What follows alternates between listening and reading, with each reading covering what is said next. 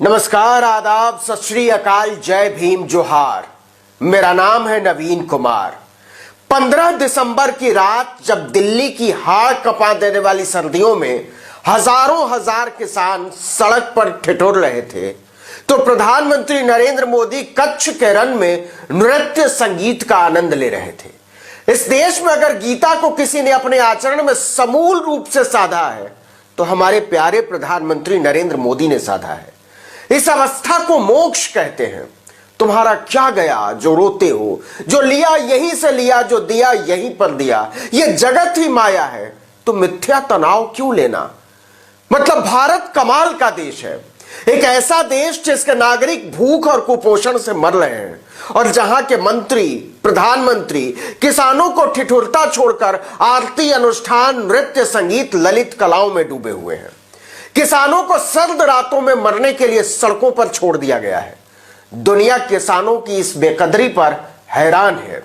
भारत सरकार के अपने national family health survey, global hunger index और हंगर वॉच तीनों की रिपोर्टें कहती हैं कि मोदी जी भय की सत्ता को कायम रखने के लिए भूख की त्रासदी को दरकिनार कर रहे हैं। और मोदी जी ने हालत यहां तक पहुंचा दी है कि हमारी गिनती सूडान के साथ हो रही है।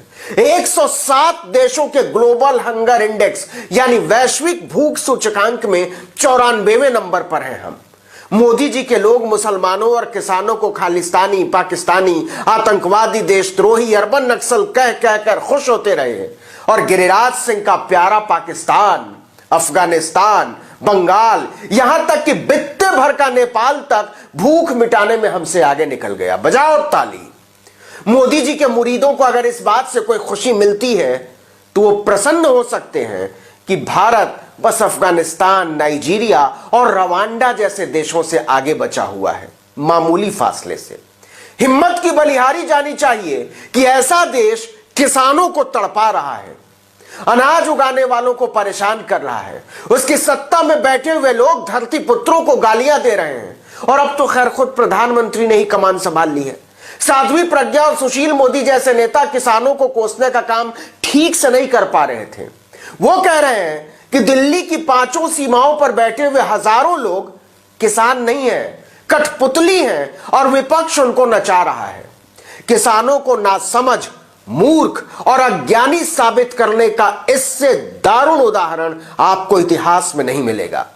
जब से किसानों ने अंबानी अडानी के बहिष्कार का ऐलान किया है, मोदी सरकार की आत्मा बहुत बुरी तरह बौखलाई हुई है। इसलिए अब प्रधानमंत्री ने किसान आंदोलन को ठिकाने लगाने का कार्यक्रम अपने हाथों में ले लिया है, क्योंकि गृह मंत्री अमित शाह नाकाम हो चुके हैं, कृषि मंत्री नरेंद्र सिंह तोमर तो नाकाम हो ही चुके हैं, रेल मंत्री पीयूष गोयल को भी कोई नहीं सुन रहा, नाकाम हो चुके हैं।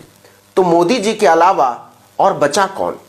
लेकिन मोदी दिल्ली में ठिठुर रहे किसानों से बातचीत नहीं करेंगे, क्योंकि किसान का मतलब अडानी अंबानी हो चुका है और खेत का मतलब एंटीलिया।